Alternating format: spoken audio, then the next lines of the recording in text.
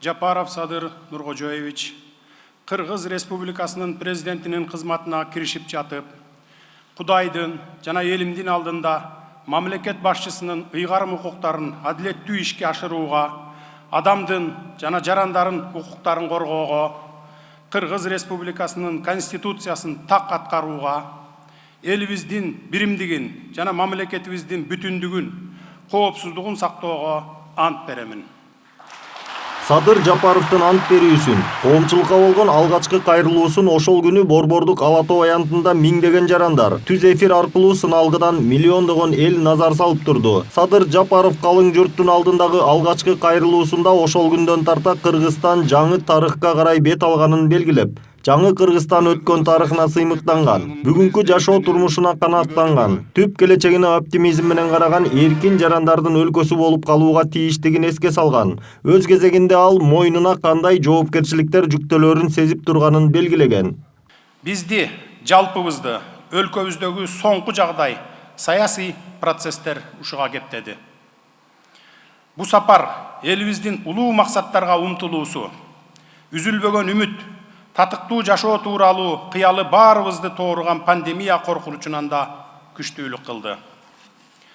Натыйжада калың эл түрө көтөрүлүп, парламенттик шайлоонун жыйынтыктарын жокко чыгарууга, мурдагы президенттин жана өкмөттүн бийликтен кетишине алып келди.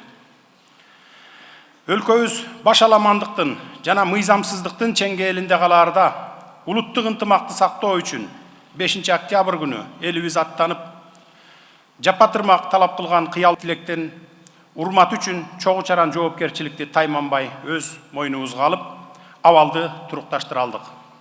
Ооба, чынында эле мамлекет башчысы өлкө үчүн өтө оор мезгилде президенттик кызматка киришкени талашсыз. Ошол маалда өлкөдө саясий жана коомдук абал курч болуп турган. Бир жагынан пандемия, экинчи жагынан экономиканын сазга батып калганы өлкөгө катуу сокку урган. Муну эч ким тана албаарын эксперттер дагы белгилешет.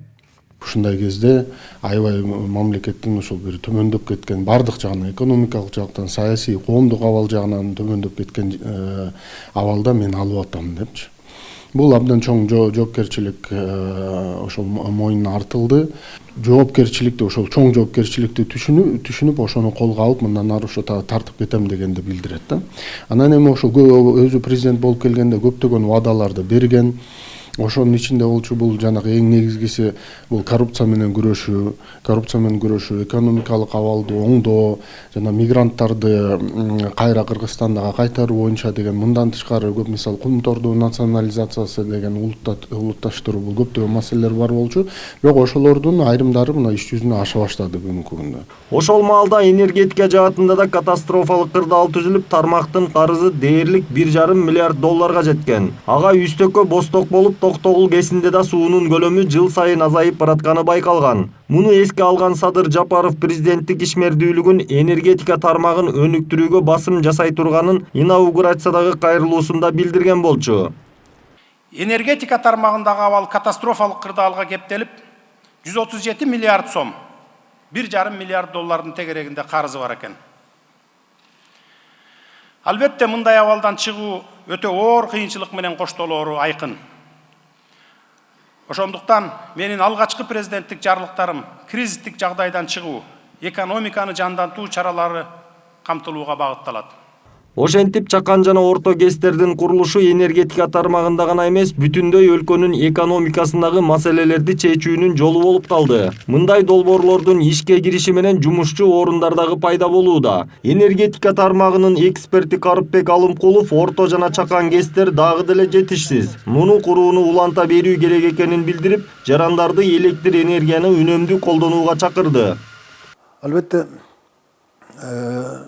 улам баягы экономика өскөн сайын электр энергиясы баары бир көп керектеле берет да. Ошон үчүн булар дагы кийин аз болуп калышы мүмкүн, бир 3-4 жылдан кийин. Ошон үчүн ойлонуш керек жаңы базалык электр станциясын түшүш жөнүндө. Өз кезегинде Садыр Жапаров президенттик жылдарында экономиканы калыбына келтирүүнү, өлкөнү ыкчам өнүктүрүүнү, тышкы карызды жабууга болгон күч аракетин жумшаарын убадалап, алыскы жана жакынкы коңшу мамлекеттер менен түзүлгөн алакаларды өз ара түшүнүшкөн, жогорку деңгээлге чыгарууга далалат жасаарын баса белгилеген. Президенттик кылган жылдарым экономиканы калыбына келтирүүнүн жана ыкчам өнүктүрүүнүн, ишкердүүлүктү, экономикалык жаратмандыкты туш тараптан колдоонун, элибиздин жашоо стандарттарынын кескин жогорулашынын жылдары болуп калууга тийиш. Ал үчүн коррупциялык күрөштөргө бөгөт коюлуп, калың журттун коомдогу акыйкаттуулукка болгон ишеними калыбына келтирилиши шарт. Эрки күчтүүлөр менен шыктууларга экономикалык эркиндик берилип, социалдык жактан алсыздардын катмары коргоого алынып, жаратмандык потенциалды ачылууга, чет элдик инвесторлорго колдоо көрсөтүлүп, Кыргызстанга болгон ишенимдин жана урматтоонун рейтинги артууга тийиш. Өтүп бара жаткан жылы мурда кирешесинен чыгашасы көп болгон айрым ири мамлекеттик ишканалардын мамлекеттик бюджетке болгон пайдасы кыйла көбөйгөнү байкалды. Буга эмне таасирин тийгизгени тууралуу саясаттануучу Денис Бердаков ою менен бөлүштү.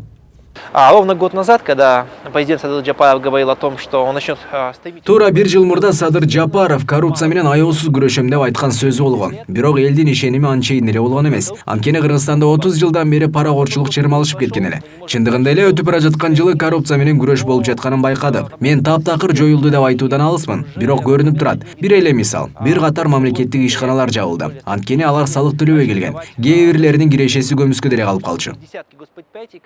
Коррупция менен күрөшүү, экономиканы өнүктүрүү, кыргызстандыктардын жашоо шартын жакшыртуу мындан ары дагы уланат. Мындай пикирин өлкө башчысы Садыр Жапаров андан кийинки ар бир маегинде же эл менен жолугушууда белгилеп келет. Белгилей кетсек, 28 январда Садыр Жапаровдун президенттик кызматка расмий түрдө киришкенине туура 1 жыл толот. Айдар Темиралиев, Нурдан Карпеков, Пирамида.